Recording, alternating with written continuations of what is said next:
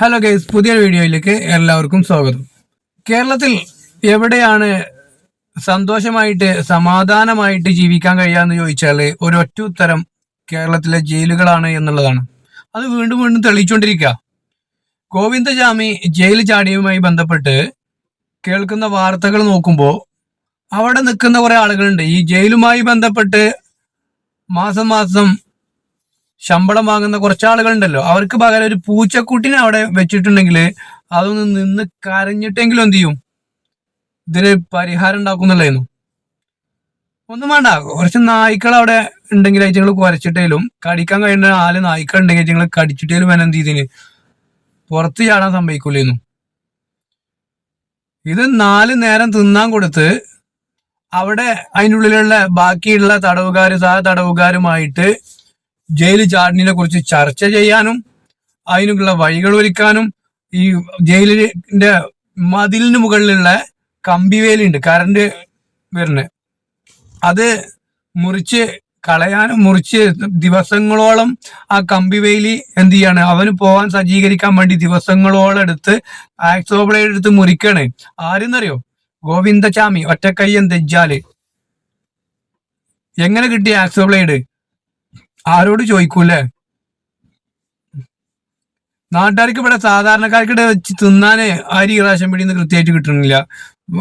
ജോലി എടുത്ത് 2 അറ്റം കൂട്ടി മുട്ടാൻ കഴിയണില്ല. എന്നിട്ട് അതിന്ന് കൈയിട്ട് മാന്തിയിട്ടാണ് ഇങ്ങനെയുള്ള ആളുകൾക്ക് നക്കാൻ കൊടുക്കണത്. എന്നിട്ട് ഇതൊന്നും ചോദിക്കാനും പറയാനും പറ്റണുണ്ടാവില്ല. ഗോവിന്ദചാമി ജയിലിൽ ചാടി ഫോണിന്റെ ഇടയിൽ എന്ത് ചെയ്തു, ആളുകൾ കണ്ടു, പിടിക്കപ്പെടുന്നു തോന്നിയപ്പോ ഓടിയിട്ടൊരു കിണറ്റിക്ക് ചാടി രക്ഷപ്പെടാൻ നോക്കുകയാണ്. കിണറ്റിൽ കണ്ടപ്പോ നാട്ടുകാരോട് പറയാൻ വേണ്ടിയിട്ട് നാട്ടുകാരെ വിളിച്ചപ്പോ കിണറ്റിന്റെ അടിയിൽ നിന്ന് പറയാം, അന്നെ ഞാൻ കൊല്ലുന്ന്. അതൊക്കെ പോട്ടെ, അതിമനോഹരമായ കാഴ്ച എന്ന് പറഞ്ഞാൽ ഇവിടുത്തെ പോലീസ് ഉദ്യോഗസ്ഥരുടെ ഒരു ആത്മാർത്ഥത. അത് പറയാതെ വയ്യ. ഒരു മനുഷ്യനെ ഇജാതി തമ്മാടിത്തരം കാട്ടാം എന്ന് പറയുമ്പോൾ പോലീസുകാർ തടുക്കണല്ലോ. ഗോവിന്ദചാമിയെ കിണറ്റിൽ നിന്ന് ഇങ്ങനെ പൊക്കിക്കൊണ്ടുവന്നപ്പോ ബക്കത്ത് കിണറ്റിയപ്പോ ഒരാള് കരണ നോക്കിയിട്ട് ഒരു ഒറ്റ അടിയാ. അതിൽ പോലീസുകാരൻ ചെയ്യരുത്, അരുത്. അതാണ് പോലീസിന്റെ നയം. അത് ഞാൻ സമ്മതിച്ചു. അത് ഉത്തരവാദിത്വം, മനസ്സിലായോ? എവിടെ ഇല്ലാത്തൊരു ഉത്തരവാദിത്തമാണ് അത്. നമ്മൾ എപ്പോഴും കാണുന്ന ഒരു കാഴ്ചയാണ്. എന്തെങ്കിലും കുറ്റകൃത്യം ചെയ്തു അല്ല കൊണ്ടുപോകുമ്പോ തല്ലുമ്പോ പിടിച്ചേക്കുക. എന്നാലോ ജയിലിൽ നിന്ന് സുഖമായിട്ട് ചാടാം, ജയിലിൽ സുഖമായിട്ട് ജീവിക്കാം, ഭക്ഷണം കിട്ടണു, ഇവനൊക്കെ എല്ലാ സൗകര്യമുണ്ട്. ഇവനൊക്കെ മാറി മാറി ഉടുക്കാനുള്ള വസ്ത്രം വരെ അവിടെ എന്ത് ചെയ്തിട്ടുണ്ട്, അവൻ സജ്ജീകരിച്ചു വെച്ചിട്ടുണ്ടെന്ന് പറയുമ്പോൾ അതും കണ്ണൂർ സെൻട്രൽ ജയിലില് മനോഹരമായ രംഗം. മനോഹരം എന്ന് പറയാൻ പറ്റില്ല, കാരണം പോലീസുകാരൻ തടഞ്ഞു നിർത്തിയോണ്ട് ഭയാനകമായ രംഗം നമുക്കൊന്ന് കാണാം. ഇന്നലെ ഏറ്റവും കൂടുതൽ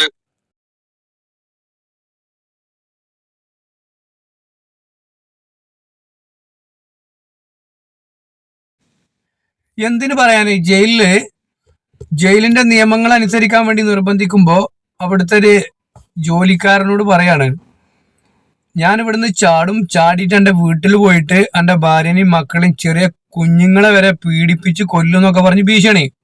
എവിടുന്നറിയോ? ജയിലിന്റെ ഉള്ളിൽ നിന്ന്. ഇവിടെ റോട്ടിൽ നിന്ന് ആരെങ്കിലും ഒന്ന് ഭീഷണിപ്പെടുത്തി വെക്കണ്ട, ആരെങ്കിലും നടു റോട്ടിലോ അല്ലെങ്കിൽ പുറത്തവിടെ നിന്നിട്ട് ആക്രമിക്കപ്പെട്ടവനാരെങ്കിലും ഭീഷണിപ്പെടുത്തി വെക്കണ്ടേ? വല്ലാത്തൊരവസ്ഥ തന്നെയാണ് കേരളത്തിൽ. ജീവിക്കാൻ ഏറ്റവും ബുദ്ധിമുട്ട് എവിടെയെന്ന് ചോദിച്ചാൽ കേരളത്തിൽ തന്നെ. ഉപ്പിന് ഗതിയില്ലാതെ നടക്കുന്ന മനുഷ്യന്മാര്, ആ സമയത്താണ് ഉപ്പിന് ഗതിയില്ലാത്ത മനുഷ്യന്മാരെ എച്ചിപ്പാത്രത്തിൽ കൈയിട്ട് വാങ്ങിയിട്ട് നികുതിയും കൊണ്ട് പോയിട്ട് ഇവർക്കൊക്കെ നക്കാനും കൊടുത്തിട്ട് ഇവർക്ക് ജയിലിൽ ചാടാനുള്ള സജ്ജീകരണം വരെ ഒരുക്കി കൊടുക്കണത്. നമിച്ച് ഒരടി അടിച്ചപ്പോ നോട്ടുണ്ട്, അത് മതി അവൻ എന്താ എന്നുള്ളത് മനുഷ്യന്മാർക്ക് മനസ്സിലാക്കാന്. പിന്നെന്താ പറയാ, 90 തികയാത്ത ജയിലിലുള്ള ഉദ്യോഗസ്ഥന്മാർക്കും വാർഡന്മാർക്കും പ്രിസണർമാർക്കും ഒന്നും പോലെ പറഞ്ഞിട്ട് കാര്യമില്ല. 90 ദിവസം കഴിഞ്ഞിട്ടില്ലല്ലോ. 90 തികയാത്ത കുട്ടികൾക്ക് എന്താ തീരുക? പറഞ്ഞിട്ട് കാര്യമില്ല. കാരണം എന്താണ്, മാസങ്ങളോളം പ്ലാൻ ചെയ്ത് നല്ലോണം വർക്ക് ചെയ്തിട്ടുണ്ട്. അവിടെയുള്ള തടവുകാരുമായിട്ട് ചർച്ച ചെയ്ത് ഒക്കെയാണ് ഇപ്പം ജയിലിൽ ചാടുന്നത്. ആക്സോ ബ്ലേഡ് ഓനെ എവിടുന്ന് കിട്ടിയെന്ന് ചോദിച്ചാൽ അവർക്ക് ഉത്തരം ഉണ്ടാവില്ല. ഒരു മൊട്ട് സൂചിയും കൂടി അവിടെ ഉണ്ടാവാൻ പാടില്ല. എന്നിട്ട് ആക്സോ ബ്ലേഡ് വെച്ചിട്ട് ദിവസങ്ങളോളം എടുത്തിട്ട് അവൻ മുറിച്ചു എന്നാ പറഞ്ഞത്. ഓരോ അരമണിക്കൂറിൽ അവിടെ പോയിട്ട് ഒപ്പിടണം. ഉറങ്ങിക്കണോന്ന് അറിയാൻ വേണ്ടിയിട്ട് അരമണിക്കൂർ ഒപ്പിടണം എന്ന് പറഞ്ഞു. മണിക്കൂർ ഈ ചാടിന് അന്ന് മണിക്കൂറുകൾ ചെലവിട്ടിട്ടാണ് ചാടുന്നത്. മണിക്കൂറുകൾ ചെലവഴിച്ചാണ് ചാടുന്നത്. ഈ 2 മണിക്കൂറാണെങ്കിൽ പോലും അതിൽ ഒരു 4.5 മണിക്കൂറില്ലേ? ഉദ്യോഗസ്ഥന്മാർ കിടന്നുറങ്ങാണോ അതോ കല്യാണത്തിന് പോയോ മനസ്സിലാവണില്ല. ഇതൊക്കെ ശമ്പളം വാങ്ങണ്ടല്ലോ. അവിടെ 2 പൂച്ചക്കുട്ടികളെ വളർത്തിയിട്ടുണ്ടെങ്കിൽ ആ പൂച്ചക്കുട്ടികളെ മ്യാവൂ മ്യാവൂ എന്നെങ്കിലും പറയും. ഇതതുമില്ലല്ലോ. ജയിലിന്റെ നിയമം അനുസരിക്കാൻ നിർബന്ധിച്ചപ്പോ ജയിൽ ഉദ്യോഗസ്ഥനോട് പറഞ്ഞ കാര്യം നമുക്കൊന്ന് കേൾക്കാം. നല്ല സൈക്കോ ആണ്. അപ്പൊ അവനെ അങ്ങനെ പലപ്പോഴും പല കാര്യങ്ങളിലും അവനെ നിർബന്ധിച്ച് ജയിൽ നിയമങ്ങൾ അനുസരിപ്പിക്കേണ്ടി വന്നതിന്റെ ഭാഗമായിട്ടാണ് ഒരിക്കലും എന്നോട് എനിക്ക് പക്ഷേ ഈ ചാട്ടം വന്ന സമയത്ത് തന്നെ പെട്ടെന്ന് ഓർമ്മ വന്നു. പെട്ടെന്ന് എന്റെ BP കൂടി ഉത്കണ്ഠയൊക്കെ ആയത് ആ ഒരു പറച്ചിലാണ്. എന്നോട് പറഞ്ഞത് എന്താ പറഞ്ഞത് കറക്റ്റായിട്ട്? എന്നോട് പറഞ്ഞത് ഞാൻ ജയിൽ ചാടി എനിക്ക് എത്തിപ്പെടാൻ കഴിഞ്ഞാൽ, അതായത് എന്റെ അടുത്ത് എത്താൻ പറ്റി കഴിഞ്ഞാൽ എന്നെ കെട്ടിയിട്ട് എന്റെ വീട്ടില് എല്ലാവരെയും അതിക്രൂരമായിട്ട് തന്നെ ബലാത്കാരം ചെയ്യുമെന്നും കൊച്ചുകുട്ടികളെ അവരെ പോലും വെറുതെ വിടത്തില്ല. കേട്ടല്ലോ, അവിടെ കിടന്നിട്ട് പറയാനുള്ള ചങ്കൂറ്റുണ്ടല്ലോ. ഇനിയിപ്പോ അടുത്തത് കിണറ്റിന്ന് കണ്ട ഒരാളാണിത്. കിണറ്റില് ഗോവിന്ദചാമിയെ കണ്ട ആളാണിത്. അയാൾ പറയണങ്ങളൊന്ന് കേട്ടോളി. പറഞ്ഞു അവനെ കിട്ടിയെന്ന് പറഞ്ഞപ്പോ എല്ലാവരും ഓടി അങ്ങോട്ട്. ഞങ്ങൾ തിരിച്ചു വന്നപ്പോ വീണ്ടും ഒരു സംശയം കൊണ്ട് ഒന്നുകൂടി നോക്കാമെന്ന് പറഞ്ഞിട്ട് ആ ലോക്ക് തുറന്നു പോയതാണ്. വെറുതെ കണ്ടു നോക്കുമ്പോൾ അവനവിടെ കയർ പിടിച്ച് തൂങ്ങി കയറും. പമ്പ് കെട്ടി ഇറക്കുന്ന കയറിൽ പിടിച്ച് തൂങ്ങി കയറുന്നത് നമ്മളെ കണ്ടപ്പോൾ വെള്ളത്തിലേക്ക് മുങ്ങിയിട്ട് രണ്ടാമത് വീടാണ്. ശ്വാസം കിട്ടില്ലല്ലോ, അത് നീറുന്ന നോക്കിയാണ്. അപ്പൊ എന്നോട് അറിയും ചെയ്തു കുത്തി കൊല്ലുന്ന് പറഞ്ഞു. വിഷപ്പെടുത്തി കുത്തി കൊല്ലുന്നു പറഞ്ഞു. ഞാൻ പറഞ്ഞു ഓടണം. അപ്പോഴേക്കും ഞാൻ വെച്ചിട്ട് എല്ലാവരും അപ്പുറത്തെ ആൾക്കാരെല്ലാം വന്ന് അവരെങ്കിലും പിടിച്ച് ഞങ്ങളോളം ജയിലിൽ കടന്നിട്ട് ഇപ്പം പുറത്ത് ചാടിയപ്പോ ഒരാള് ഓനെ പറഞ്ഞു കൊടുക്കാന്ന് കണ്ടപ്പോ എന്ത് ചെയ്ത് കുത്തി കൊല്ലുന്ന്. നല്ല ആളാ. അവിടെ കൊണ്ടുപോയിട്ട് നല്ല ഉപകാരം ഉണ്ട് കേട്ടോ. കേരളത്തിലെ ജയിലല്ലേ, നന്നായിട്ടുണ്ട്. ഒരു പരീക്ഷ അത് വിജയിച്ചിരിക്കുന്നു. അവിടുന്ന് ഇറങ്ങിയ ഒരാള് മാന്യമായിട്ടാണ് പെരുമാറിയത്. അത്ര പോരെ. ഇനിയിപ്പോ അവിടെ ഉള്ള ആളുകളെ മുഴുവൻ വിട്ടയച്ചാലും വിജയം കണ്ണൂർ സെൻട്രൽ ജയിലിന് തന്നെ. മാധ്യമങ്ങള് വിദ്യാഭ്യാസ മന്ത്രിയോട് ഇതിനെ കുറിച്ച് ചോദിക്കുന്ന ഒരു ചോദ്യമുണ്ട്. വിദ്യാഭ്യാസ മന്ത്രി പറയുന്ന മറുപടി നിങ്ങളൊന്ന് കേൾക്കണം. അത് രസകരവും തന്ത്രപൂർവവുമായ മറുപടിയാണ്. ഒരു സുരക്ഷാ വീഴ്ചയില്ല. കാരണം സുരക്ഷ പരിപൂർണമായിട്ട് നടന്നിട്ടുണ്ട്. പിന്നെങ്ങനെ സുരക്ഷക്കൊരു വീഴ്ചയും വന്നില്ല? ഗേറ്റ് തുറന്നിട്ടിട്ടുണ്ടാവും. അതിന് ഗേറ്റ് ഉണ്ടാവുമല്ലോ, അത് തുറന്നിട്ടുണ്ടാവും. അപ്പൊ പിന്നെ കൂടി ഇറങ്ങാലോ. 4 മീറ്റർ ഉയരത്തിൽ മതില്. 4 മീറ്റർ മതിലിന് മുകളില് കമ്പിവേലിയുണ്ട്. മലയാളത്തിൽ പറഞ്ഞാല് ഈ കമ്പിവേലി കൂടി കറണ്ട് കടത്തി വിടണം. അപ്പൊ അതിന് കറണ്ട് ഇല്ലാന്ന് ഇവർക്ക് മനസ്സിലായി. ജയിലിനകത്തുള്ള സജ്ജീകരണത്തിന്റെ പോരായ്മകള് ആ ജയിലിൽ അകപ്പെട്ടിട്ടുള്ള കുറ്റവാളികൾ മനസ്സിലാക്കുന്നുണ്ടെന്നുള്ളതാണ്. കറണ്ട് പാസ് ചെയ്യുന്നില്ല എന്ന് എങ്ങനെ ഇവർ മനസ്സിലാക്കി? എന്നിട്ട് ഈ കമ്പി പോയിട്ട് 20ഓളം ദിവസം എടുത്തിട്ട് മുറിച്ച് എന്ത് ചെയ്യാണ്, ഉണ്ടാക്കിയെടുക്കാണ് പോകാനുള്ള വഴി. ഈ 20 ദിവസം അതിൻ്റെ ഉള്ളിലുള്ള 90 തികയാത്ത കുട്ടികൾ അവിടെ പോയിരുന്നു നമുക്ക് മനസ്സിലാവാത്തത്. കണ്ണൂർ സെൻട്രൽ ജയിലിലെ സംവിധാനങ്ങളെ കുറിച്ച് നിങ്ങളൊന്ന് കേട്ടോളി. എങ്ങനെയാണ് ഗോവിന്ദചാമി പുറത്തിയാടി നിങ്ങൾക്ക് അപ്പോൾ മനസ്സിലാവും. ആരൊക്കെ അതിനെ സഹായിച്ചിട്ടുണ്ടാവും എന്ന് മനസ്സിലാവും. മറ്റൊന്നുകൂടി 40 ഏക്കറിൽ 10 ബ്ലോക്കുകളുള്ള കണ്ണൂർ സെൻട്രൽ ജയിൽ സംസ്ഥാനത്ത് തന്നെ ഏറ്റവും കാവലുള്ള ജയിലുകളിൽ ഒന്ന്. ഗോവിന്ദചാമി ഉണ്ടായിരുന്നത് ജയിലിനുള്ളിലെ ജയിലായ അതിസുരക്ഷാ ബ്ലോക്കായ 10ാം ബ്ലോക്കിൽ. അവിടെയാകെ 40 ഏക്കറിൽ 10 ബ്ലോക്കുകളുള്ളത്. ആ 10 ബ്ലോക്കുകളിലും കേരളത്തിലെ ഏറ്റവും കൂടുതൽ കാവൽക്കാരുള്ളത് കണ്ണൂർ സെൻട്രൽ ജയിലിലാണെന്നാണ് പറഞ്ഞത്. ആ കാവൽക്കാരൊക്കെ ഉറങ്ങിയെന്നോ അതെല്ലാരും കൂടി ഒരുമിച്ച് ചോറുന്നാൻ പോയിക്കണോ മനസ്സിലാവണില്ല. സാധാരണക്കാരിൽ നിന്ന് നികുതി പണം വാങ്ങിയിട്ട് ഇവർക്കൊക്കെ നിങ്ങൾ നക്കാൻ കൊടുക്കുന്നുണ്ട്. ഈ ജയിലിലുള്ള കുറ്റവാളികൾക്ക് ഒന്നും പറയാനില്ല. നിയമം അങ്ങനെ ആയിപ്പോയി. സമ്മതിച്ചു.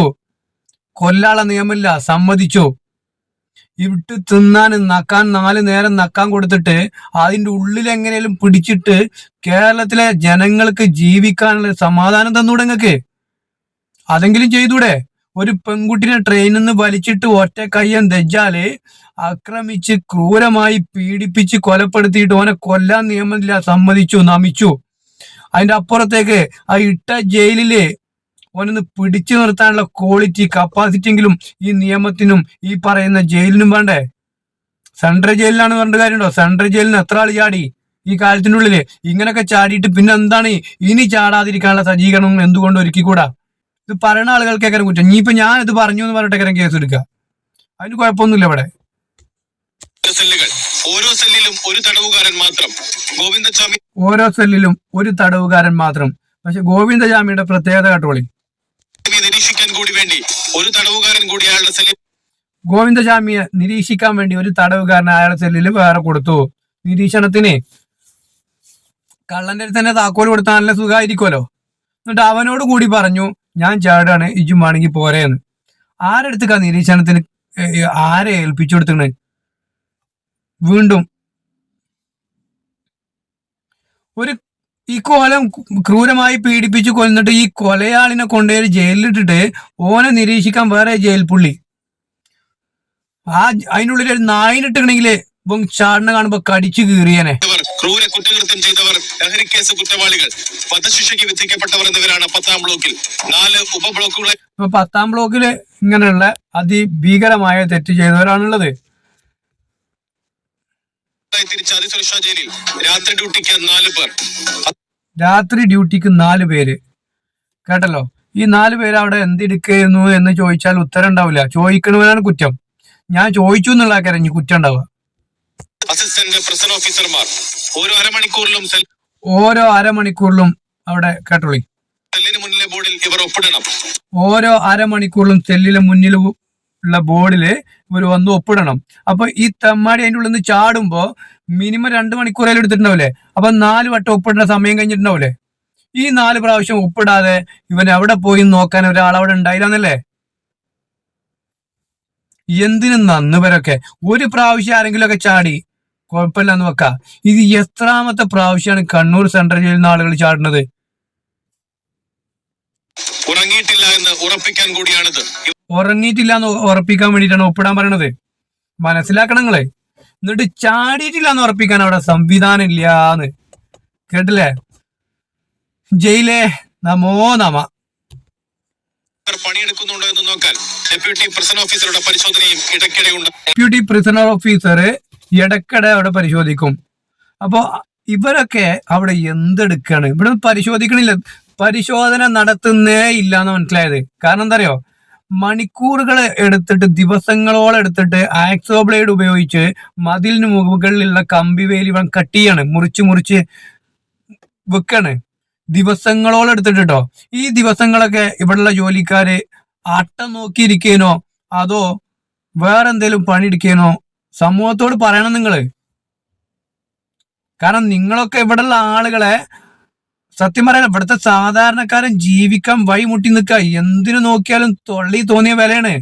ഇതിന്നൊക്കെ നികുതി വാങ്ങിയിട്ട് ആ നികുതിയിൽ നിന്ന് ഓരി വെച്ച് തരുന്ന പണം കൊണ്ട് നിങ്ങൾ ജീവിക്കുമ്പോ ഇവിടെ സാധാരണക്കാരന് ജീവിക്കാനുള്ള ഒരു സമാധാനം നിങ്ങൾക്ക് തന്നൂടെ? അതെങ്കിലും നിങ്ങൾക്കൊന്ന് ഒരുക്കി തന്നൂടെ? അറിയാഞ്ഞിട്ട് ചോദിക്കാണ്. ഇവനൊക്കെ ഈ കോലം പുറത്തേക്ക് വന്ന എത്ര ആളെ തീർക്കും? എന്തിനാണ് നിങ്ങളൊക്കെ അവിടെ നിർത്തിയിട്ടുള്ളത്? അറിയായിട്ട് ചോദിക്കണം. ഒന്നും വിചാരിക്കരുത് ആരും. ഇന്റെ പേരിൽ കേസ് എടുക്കാൻ നിൽക്കണ്ട. അല്ലെങ്കിൽ തന്നെ അവിടെ പട്ടിണിയും പായരും. എന്നിട്ട് ഇപ്പൊ അതിന്റെ ഇടയിൽ ഓലൊക്കെ അങ്ങോട്ട് ചാടിയിട്ടും മണ്ടിയിട്ടും എന്നിട്ട് ഇതൊക്കെ വാങ്ങണീന് കുറവൊന്നുമില്ലല്ലോ. ഗോവിന്ദചാമിയുടെ പഴയ ഫോട്ടോയും ചാടുന്ന ആ സമയത്തുള്ള ഫോട്ടോയും ചാടാൻ വേണ്ടിയിട്ട് അവൻ തയ്യാറായത് നിങ്ങൾക്കൊക്കെ ബുദ്ധിയുള്ളവർക്ക് മനസ്സിലാവും. കാരണം എന്താ പറയുക, അതിൻ്റെ ഉള്ളിൽ 90 തികയാത്ത കുട്ടികളായതുകൊണ്ട് അവർക്ക് മനസ്സിലാവില്ല. ഓലെ പറഞ്ഞിട്ട് കാര്യമില്ല. ഓലെക്കാൾ ബുദ്ധി ആർക്കുണ്ട്? ഗോവിന്ദചാമിക്കുണ്ട്. ഒറ്റ കയ്യനാണ് അവൻ, ഒറ്റ കയ്യൻ. ഓന് ആദ്യത്തെ രൂപം, പുതിയ രൂപം നോക്കുകയാണെങ്കിൽ ശരീരം ആ രീതിയിൽ മെലിഞ്ഞൊട്ടി. പല സിനിമ അഭിനയിക്കാൻ വേണ്ടിയിട്ട് പൃഥ്വിരാജ് കാട്ടി എന്നൊക്കെ കേട്ടിട്ടുണ്ട്. അതേപോലെ ഇവൻ ആ രീതിയിൽ ശരീരം മാറ്റിയിട്ട് താടി വളർത്തി പുറത്തിറങ്ങിയ ആളുകൾ അറിയാതിരിക്കാൻ വേണ്ടിയിട്ട് ഇതൊക്കെ ചെയ്യുമ്പോ അവിടെ നോക്കി നിന്ന കുറച്ച് ഞാഞ്ഞൂലുകൾ ഉണ്ടല്ലോ എന്ന് ആലോചിക്കുമ്പോ കഷ്ടം തന്നെ. ഇത്ര അധികം നാണക്കേട് വേറെ ഒന്നുമില്ല കേട്ടോ. ഇത്രയും ട്രാൻസ്ഫോർമേഷൻ നടത്തിയിരിക്കുകയാണ്. ഇതിന്റെ റീസൺ എന്താണെന്ന് വെച്ചാൽ മെന്റൽ പവർ. അപ്പൊ ഇവന്റെ പവറിനെ കുറിച്ച്, മെന്റൽ പവറും ശാരീരികമായിട്ടുള്ള പവറിനെ കുറിച്ച് ആദ്യം അവനെ പിടിക്കപ്പെടുമ്പോ, കുറ്റകൃത്യം ചെയ്ത് പിടിക്കപ്പെടുമ്പോഴുള്ള ഉദ്യോഗസ്ഥൻ പറയാൻ നിങ്ങൾ കേട്ടോളി. പവറും അവന്റെ മറ്റേ ബോഡി പവറും. അപ്പൊ അവന് ആരോഗ്യമില്ല. ഈ പെൺകുട്ടി 50ഓളം കിലോ വെയിറ്റ് ഉള്ള ഈ പെൺകുട്ടിയാണ് പെൺകുട്ടി വീണ് കിടന്ന റെയിൽപാളത്തിന്റെ അവിടെ നിന്ന് എടുത്തു കൊണ്ടുവന്ന് മറ്റൊരു റെയിൽപാളത്തിന് 50 മീറ്ററോളം മാറിയിട്ടുള്ള വേറെ റെയിൽപാളത്തിന്റെ അവിടെ കൊണ്ടുപോയിട്ട് ഇത്തരം ക്രൂരമായ കുറ്റകൃത്യം ചെയ്തത്. അത് ഒറ്റ കൈ കൊണ്ട് പൊക്കിയെടുത്തിട്ട് മായിട്ടും ശാരീരികമായിട്ടും ഇത്തരം കുറ്റകൃത്യങ്ങൾ ചെയ്യാൻ പ്രാപ്തനായ ഒരാളാണ്. കാരണം എന്താന്ന് വെച്ച് കഴിഞ്ഞാൽ ഞാനിപ്പോ ഒരു 6 അടികളിലൊക്കെ ഉള്ള ഒരു പോലീസ് ഓഫീസറാണ്. എന്നെ പോലുള്ള 2-3 പോലീസുകാര് 3-4 പോലീസുകാരും ഇവരെ പിടിച്ച ആ സമയത്ത് ഇവന്റെ കൈയൊന്ന് പിടിച്ച് ഒതുക്കാൻ നോക്കിയിട്ട് ഞങ്ങൾക്ക് പറ്റിയിട്ടില്ല. എന്താ വേദനിപ്പിക്കാൻ പറ്റാത്തതുകൊണ്ട് അങ്ങനെ നിങ്ങൾ കയ്യുമ്മ പിടിക്കുകയാണെങ്കിൽ ഓൾക്ക് നിയമം എന്താന്ന് വെച്ചാല് ഒരു കുഷ്യൻ ആദ്യം കയ്യുമ്മ ചുറ്റി കൊടുക്കുക, എന്നിട്ട് അത് ശരിക്ക് ടേപ്പ് ഇട്ട് ഒട്ടിച്ചിട്ട് അങ്ങോട്ട് കൂടെ നീങ്ങാതെ ആ കുഷ്യന്റെ നടുവിലായിട്ട് എന്നെ പിടിക്കണം. വേദനിക്കാൻ പാടില്ല കേട്ടോ. അങ്ങനെയുള്ള പിടുത്തം പിടിക്കണം. തല്ലാൻ പാടില്ല. നാട്ടുകാരെങ്കിലും ഒന്ന് കൈ വെച്ചാൽ തന്നെ അവനെ വിട്ടിട്ടാണെങ്കിലും നാട്ടുകാരെ ഒതുക്കണം. ഇങ്ങനൊക്കെ നിയമങ്ങൾ ഇങ്ങനെ ഉണ്ടാവുമ്പോണ്ടേ നാട്ടുകാരെങ്കിലൊക്കെ അത് പിടിച്ചു കൊണ്ടുപോകണം തല്ലാന്ന് വിചാരിച്ചോളി. അവനെ വിട്ടാലും ശരി, നാട്ടുകാരെ വെറുതെ വിടരുത്. സാധാരണക്കാർ ഇവിടെ ജീവിക്കണ്ട. സാധാരണക്കാര് പൊറുതി ഇന്ന് ലോകത്ത് ജീവിക്കാൻ ഏറ്റവും ബുദ്ധിമുട്ട് കേരളത്തിലാണ്. അതിന് സംശയമൊന്നുമില്ല. കേരളത്തിൽ ജീവിക്കാനുള്ളിടത്തോളം ബുദ്ധിമുട്ട് ദുനിയാവിന്റെ മുകളിൽ വേറെ എവിടെ ഉണ്ടാവില്ല. ആളുകൾ ഈ കോലം പോയ പട്ടിണിയാവും. എന്നിട്ട് ഈ പട്ടിണി കിടക്കാൻ പോകുന്ന ആൾക്കാരെ ഇന്ന് പിച്ചപാത്രത്തിൽ കൈയിട്ട് വാങ്ങിയിട്ടാണ് ഈ ജയിലിന്റെ ഉള്ളിലുള്ള തെമ്മാടികൾക്ക് തിന്നാൻ കൊടുക്കുന്നത്. ഞാനൊക്കെ വേർത്ത് പോയി. അതാണ് അവന്റെ ആരോഗ്യസ്ഥിതി, അതാണ് അവന്റെ മെന്റൽ പവറും അവന്റെ മറ്റേ ബോഡി പവറും. അപ്പൊ അവന് ആരോഗ്യമില്ല. ഈ പെൺകുട്ടി 50ഓളം കിലോ വെയിറ്റ് ഉള്ള ഈ പെൺകുട്ടിയാണ് പെൺകുട്ടി വീണ് കിടന്ന റെയിൽപാളത്തിന്റെ അവിടെ നിന്ന് എടുത്തു കൊണ്ടുവന്ന് മറ്റൊരു റെയിൽപാളത്തിന് 50 മീറ്ററോളം മാറിയിട്ടുള്ള വേറൊരു റെയിൽപാളത്തിന്റെ അവിടെ കൊണ്ടുപോയിട്ട് ഇത്തരം ക്രൂരമായ അവന്റെ പവറിനെ കുറിച്ച് അദ്ദേഹം പറയാണ് പിടിച്ചിട്ട് വിയർത്ത് പോയിന്ന്. എന്നിട്ട് ആ ഇവന്റെ ഒറ്റ കൈ കൊണ്ടുവൻ ചെയ്ത ആ പെൺകുട്ടിനെ എടുത്തോണ്ട് ചുമന്നുകൊണ്ട് പോയിട്ട് എടുത്തോണ്ട് ഒരു കയ്യിൽ എടുത്തോണ്ട് പോയിട്ടാണ് ഓൻ ചെയ്യുന്നത്, പീഡിപ്പിക്കുന്നത്. എന്നിട്ട് ഓൻ ഇടാൻ ഇവിടെ ഒരു മനുഷ്യനെ നല്ല രീതിയിൽ ശിക്ഷിക്കാൻ വേണ്ടിയിട്ട് വേണ്ട, അവനെ കൊണ്ട് ഉള്ള അക്രമം ഒഴിവാക്കാൻ വേണ്ടിയിട്ട് ഒരു ജയിലിൽ നല്ല രീതിയിൽ നിർത്താൻ കഴിയില്ല എന്ന് പറയുമ്പോ ലോകത്ത് ഇതിലും വലിയ നാണക്കേട് വേറെ എന്താ ഉള്ളത്? കുറ്റകൃത്യം ചെയ്തത് അത് ഒറ്റ കൈ കൊണ്ട് പൊക്കി എടുത്തിട്ട് കൊണ്ടുവരുന്നതല്ലേ. അപ്പൊ ഓന് 2 കൈ ഉണ്ടെങ്കിൽ എന്താ അവസ്ഥ? ഈ ചങ്ങായിക്ക് 2 കൈ ഉണ്ടെങ്കിൽ കേരളത്തിലെ മനുഷ്യന്മാരും വെറുതെ വിടുവോ? ഈ ജയിലിൽ നിന്ന് പുറത്തിറങ്ങാൻ വേണ്ടിയിട്ട് ദിവസങ്ങളോളം എടുത്തിട്ടാണ് ആ കമ്പി മുറിക്കുന്നത്, വെയിൽ കമ്പി. മാത്രല്ല നടന്നു പോകുമ്പോ വേഷം മാറി ധരിക്കാൻ വേണ്ടിയിട്ട് 2-3 തരം ഡ്രസ്സും അവന്റെ കയ്യിലെത്തിയിട്ടുണ്ട്. എവിടുന്ന് എത്തി, എവിടുന്ന് കിട്ടി, എങ്ങനെ വന്നു, ഇതൊക്കെ എവിടെ വെച്ചു? ആക്സോ ബ്ലേഡ് എവിടുന്ന് കിട്ടി? മൊട്ടു സൂചി കിട്ടാൻ പാടില്ലാത്ത എവിടുന്ന് ആക്സോ ബ്ലേഡ് കിട്ടിയത്? അവിടെ എന്താ സുഖജീവിതാണോ? അല്ല ഈ ഉദ്യോഗസ്ഥന്മാർ ഇവർക്ക് വേണ്ട സജ്ജീകരണങ്ങൾ ഒരുക്കി കൊടുക്കാനാണോ അവിടെ ജീവിക്കുന്നത്? ഈ പറയുന്ന ജയിൽ പുള്ളികളെ സേവിക്കാൻ വേണ്ടിയിട്ടാണ് ഉദ്യോഗസ്ഥന്മാർ അവിടെ പണിയെടുക്കുന്നത്? അറിയാഞ്ഞിട്ട് ചോദിക്കാണ്. ഇതൊക്കെ മതിയല്ലോ. അതിനുള്ള സജ്ജീകരണമൊക്കെ അവിടെ ഒരുക്കി കൊടുക്കുന്നുണ്ട് എന്നുള്ളതിന് നന്ദിയും നമസ്കാരവും അറിയിക്കാണ്. കറണ്ട് പാസ് ചെയ്യുന്നില്ല എങ്ങനെ അറിയാൻ കഴിഞ്ഞു? ഇതൊക്കെ ആരാണ് ഇവർക്ക് പറഞ്ഞു കൊടുത്തത്? ഇവിടെ ആരെങ്കിലും ഒരു ചെറിയ തെറ്റ് ചെയ്യുമ്പോഴേക്ക് അവരെ പിന്നാലെ കൂടുന്ന പോലീസുകാർ നിയമം ഇവിടെ ഉണ്ടല്ലോ. ഒരു ഹെൽമെറ്റ് ഇടാതെ ബൈക്കുമ്പോ പോയോക്കണ്ടേ? നിയമം തന്നെയാണ്, അതിനൊന്നും അവഹേളിക്കല്ല. ഇവിടെ ഒരു ഹെൽമെറ്റ് ഇല്ലാതെ ഒരാൾ ബൈക്കുമ്പോ പോയോക്കൊണ്ട് തന്നെ പിന്നാലെ കൂടി പിടിക്കും പോലീസുകാര്. എന്നിട്ട് ഈ ജാതി തെമ്മാടിത്തരൊക്കെ അതിന്റെ ഉള്ളിൽ കയറി കാണിച്ചിട്ട് ആരും കണ്ടില്ല എന്ന് പറയുമ്പോ കാലിന്റെ അടിയത്തെ ചുവപ്പ് മാറാത്ത കുട്ടികളല്ലേ അതിന്റെ ഉള്ളിലാക്കി കൊടുത്തത്. 4 പൂച്ചനെ വാങ്ങിയിട്ട് തിന്നാൻ കൊടുത്ത് വളർത്തിക്കണെങ്കിൽ മ്യാവും എന്ന് പറഞ്ഞിന് ചാടി പോണ കാണുമ്പോ വേണ്ട 4 നായ്ക്കളെ വാങ്ങിയിട്ടാ പോരെ, എന്തിനാ ഇറ്റങ്ങൾക്ക് തിന്നാൻ കൊടുക്കണത്? നടന്നുപോയി. അപ്പോ നടന്നുപോയ ഉടനെ തന്നെ ഞാൻ തൊട്ടടുത്തുണ്ടായിരുന്ന ഒരാളോട് ചോദിച്ചു, ഇത് ഇയാളാണോ എന്ന് സംശയമുണ്ട്, നമുക്ക് നോക്കിയാലോ എന്ന് പറഞ്ഞു. ഉടനെ അയാൾ എന്റെ ജയിലിലുള്ള ഉദ്യോഗസ്ഥന്മാർക്ക് മനസ്സിലായിട്ടില്ല പോയതാരാന്ന്. വെറുതെ തമാശ പറയല്ല. പുറത്തിറങ്ങിയിട്ട് ഈ കോലം മാറിയിട്ട് മോനെ മനസ്സിലാക്കിയിട്ടുണ്ടെങ്കിൽ മോന്റെ ആ വ്യക്തിത്വത്തിന്റെ അടയാളാണത്, തെമ്മാടിത്തരത്തിന്റെ അടയാളം. പുറത്തിറങ്ങിയിട്ട് താടിയും വെച്ച് ഇങ്ങനൊക്കെ മാറ്റം വരുത്തിയോ ഇറങ്ങി നടന്നപ്പോഴേക്കും 2-3 കിലോമീറ്റർ നടന്നപ്പോഴേക്കും ആളുകൾ അവനെ സെൻസർ ചെയ്തിട്ടുണ്ടെങ്കിൽ അവന്റെ തെമ്മാടിത്തരം എത്രത്തോളം ഉണ്ടായിരുന്നു, ആളുകളെ മനസ്സിൽ എത്രത്തോളം പതിഞ്ഞിട്ടുണ്ട് ഈ തെണ്ടിന്റെ ആ മുഖം. മനസ്സിലാക്കാൻ കഴിയാത്ത ഉദ്യോഗസ്ഥന്മാരെ നമിച്ചിരിക്കുന്നു. ഓട്ടോ ഡ്രൈവറാണ് അദ്ദേഹം. എന്റെ സ്കൂട്ടറിന്റെ ബാക്കിൽ കയറി ഞങ്ങൾ ഉടനെ ഒരു 10-20 മീറ്റർ ബാക്കിൽ ഇയാളെ പുറകെ തിരിച്ച് ഇയാളെ ഫോളോ ചെയ്തതിനു ശേഷം വണ്ടി നിർത്തി ഞങ്ങൾ ഇവനെ വിളിക്കുമ്പോൾ നടന്നു പോണ കണ്ടില്ല നിങ്ങള്? ഒരു ഡീസന്റ് ആയിട്ട് നടന്നു പോണ ഒരു മനുഷ്യൻ, എത്ര ഡീസന്റ് മനുഷ്യന്മാരുണ്ടാവില്ല. പ്പോഴേക്കും ഇവൻ നടത്തുന്ന സ്പീഡ് കൂട്ടി ഇപ്പൊ ഞങ്ങൾ പേരെടുത്ത് വിളിച്ചു ആ ഗോവിന്ദസ്വാമി എന്ന് വിളിക്കുമ്പോഴേക്കും ആൾ ഉടനെ തന്നെ ഇവിടെ പണി നടക്കുന്ന ഒരു വീടുണ്ട്. ആ വീടിന്റെ ആ പോക്കറ്റിനുള്ളിലൂടെ മതിലൂടെ ഓടി ഈ കാട്ടിനുള്ളിലേക്ക് എടുത്ത് അങ്ങനെ കാട്ടിലൂടെ ചാടി അവൻ എന്ത് ചെയ്തു, ഒരു കിണറ്റിൽ പോയി ചാടിയിട്ടാണ് എന്ത് ചെയ്യുന്നത്, ഒളിക്കാൻ ശ്രമിക്കുന്നത്. പിടിക്കപ്പെട്ടു. ഇതൊക്കെ മനസ്സിലാക്കേണ്ടത് എന്താ വെച്ചാല് ഈ ഉദ്യോഗസ്ഥന്മാർക്ക് എന്താണ് ഇവിടെ പണി എന്നുള്ളതാണ്. മണിക്കൂറുകളോളം ഇവൻ എന്ത് ചെയ്യാണ്, ജയിലിൽ ചാടാൻ വേണ്ടിയിട്ട് എടുക്കുന്നുണ്ട്. കാരണം ഈ മതിൽ ചാടണമെങ്കിൽ സമയമെടുക്കും. മാത്രല്ല അവസാന ഘട്ടത്തിൽ ഒരു 2 മണിക്കൂർ വെയിറ്റ് ചെയ്തിട്ട് പിന്നെയാണ് എന്ത് ചെയ്യുന്നത്. അപ്പൊ ഓൻ സെൻസർ ചെയ്തു എവിടെ CCTV വർക്ക് ചെയ്യുന്നില്ല, എവിടെ CCTV വർക്ക് ചെയ്യുന്നുണ്ട് ഓന് മനസ്സിലായി. അപ്പൊ ഓനാണ് അവിടുത്തെ ഉദ്യോഗസ്ഥൻ, അവിടുത്തെ ഉദ്യോഗസ്ഥന്മാരാണ് അവിടുത്തെ ഉദ്യോഗസ്ഥൻ, മനസ്സിലാണ്. ഓന് ഉദ്യോഗസ്ഥത്തിന്റെ ഏതെങ്കിലും ജോലി അവിടെ ഏൽപ്പിച്ചിട്ടുണ്ടോ? അറിയാഞ്ഞിട്ട് ചോദിക്കാണ്. എന്നിട്ട് ഇതൊക്കെ സെൻസർ ചെയ്ത് 2-3 മണിക്കൂർ എടുത്ത് ചാടിയിട്ട് ഇവൻ ഈ പോകുന്ന ആളുകളെ അടുത്തുനിന്ന് അവന് ഡ്രസ്സും കാര്യങ്ങളും വാങ്ങി വെച്ചിട്ട് ഇവർ അറിഞ്ഞിട്ടില്ല എന്ന് പറയുമ്പോ അതിൻ്റെ ഉള്ളിൽ സുഖജീവിതം എത്രയെന്നറിയോ? എന്തായാലും എല്ലാവരെയും നമിച്ചു, ഒന്നും പറയാനില്ല. സാധാരണക്കാരെ നമിക്കല്ലാതെ ഒരു മാർഗമില്ല. എതിർക്കാൻ പറ്റില്ല, എതിർത്താ കേസകരം. പേടിയാണ്, ഇവിടെ ജീവിക്കാൻ പേടിയാ. എന്താണ് ചെറുപ്പക്കാരൊക്കെ ഇവിടുന്ന് പോവാണ്. കാരണം എന്താ, ഇവിടെ ജീവിക്കാൻ കഴിയില്ല. ഇവിടെ ബുദ്ധിമുട്ടാ, പ്രാരാബ്ധ. സാമ്പത്തികം എങ്ങനെയും ഉണ്ടാക്കുമ്പോ അത് ഊറ്റി വാങ്ങുക, മനസ്സിലായോ? എങ്ങനെയൊക്കെ ജോലി എടുത്ത് പൈസ ഉണ്ടാക്കാം, അത് ഊറ്റി വാങ്ങാനുള്ള സജ്ജീകരണം മാത്രമേ കേരളത്തിലുള്ളൂ. പേടിയാ, ജീവിക്കാൻ പേടിയാ. പിന്നെ മിണ്ടിയ കേസായിരിക്കും. പേടിയാ. നമിച്ചു. നന്ദി, നമസ്കാരം.